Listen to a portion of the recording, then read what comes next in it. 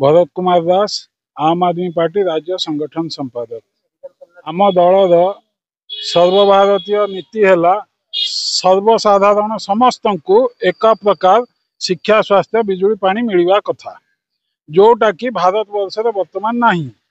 उभय जो माने सरकार रहिले या व्यवसायीकरण कर सारी अबिका स्वास्थ्य को जदि देखा संपूर्ण रूपे व्यवसायीकरण कराई एवं कार्ड गोटे गोटे दि जाऊँगी। ए कार्ड द्वारा कौन हो ना सरकारी व्यवस्था संपूर्ण भुशुड़ी पड़ला एवं से माने भी आटा को सजाड़ा को भी चाहू ना। केवल जदि कह तमें से कहते बिजु कार्ड एमाने कहते आयुष्मान कार्ड से कार्ड केते लाभदायक केते क्षतिकारक से विषय नुहे किंतु सामान्य लोक जेहेतु मेडिकल अच्छी सरकारी मेडिकल सेठी ही आसीबो एवं सेठी समस्त प्रकार व्यवस्था रहिबा कथा। एठी आमे देखुचु प्राय 4-5 वर्ष है से व्यवच्छेद गृह होइछि किंतु ताकू चालू करा होनी। जदि तुमर व्यवस्थित करिवार नथिला तो हे व्यवस्था करिवार ही नथिला। सरकारी पैसा अजथा तमे एथेरे लगेइल 5-10 लाख खर्च कल किंतु अबिका 5-10 हजार गोटे स्टाफ दौन जो कि सेटा संपूर्ण खत खाई पड़ रही। सेमती आमे जब देखा जेकोसी मेडिकल ढेंकानाल को जी जीव से कटक रेफर कर दौरान एठी जी आसो या ढेंकानाल रेफर अरे रेफर कर कहीं आदि कर तमें आम्बुलांस कहीं नदब आम्बुलांस तो व्यवस्था अच्छी तो ये आम्बुलांस भी व्यवस्था ना। तो जहा हो क्षीरोद भाई गोटे युवक तांको मन में गोटे प्रतिक्रिया आसला एवं समस्त सांबादिक भाई माने तांको सहयोग कले। मु तो कहबी एटा गंदियार जनसाधारण अस्मितार कथा कहीं ना ये उभय बीजेडी थिले जते बेले सरकार रे गंदिया गोटे निर्वाचन मंडली बहु काल थिला ताकू उच्छेद करचंती। एबे एनएससी ओडिशा सारा सबुआडे एनएससी होउची किंतु याको एनएससी भी कलेनी। तो एथि संपूर्ण बीजेपी एवं बीजेडी उभय दल दायी। एठी जनसाधारण हित को कहीं ध्यान दौना दुर्लक्ष्य कर अनीति दुर्नीति भ्रष्टाचार अत्याचार बलात्कार ये समस्त माति।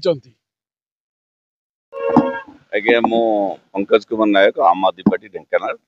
आज आमे आसीचु गंदिया बरपदा श्रीरामचंद्र जो गोष्ठी स्वास्थ्य केन्द्र अच्छी से आम सांबादिक भाई मैंने गंदिया ब्लॉक जो सांबादिक भाई मैंने जो धारणा देइछंती स्वास्थ्य केन्द्र उन्नति पाई समस्यार समाधान पाई आमे ताकू सपोर्ट करुचु।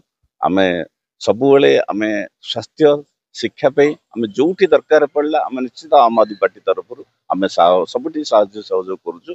एठी जो समस्या रही डाक्तर नाहांती डाक्तर कहीं नाहांती एठी गत 24 वर्ष बीजेडी शासन कला सेते बेलको गत आमे क्षीरोद भाई कहते जो ये मुख्य जे धारणा देइछंती मुख्य तंकर क्षीरोद भाई कहले गत जिलापाल कहीगले कागज लिखित आकार देले आम डॉक्टर पोस्टिंग करूँ सब व्यवस्थित गृह को आम कार्यकारी करूँ एवं एठिकार जो संसद माने विधायक माने पांठिरु देइथिबा जो आम्बुलांस एठी कहीं रहिबनी।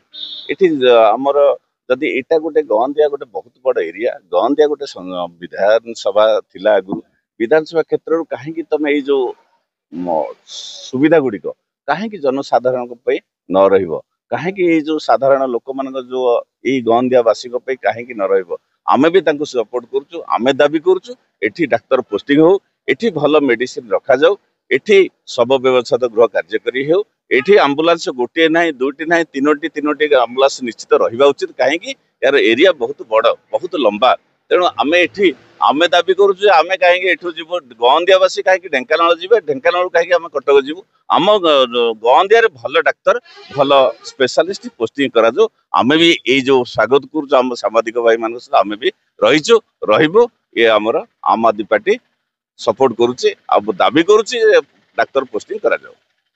जितेंद्र बेहेरा आम आदमी पार्टी राज्य कार्यकारिणी सदस्य।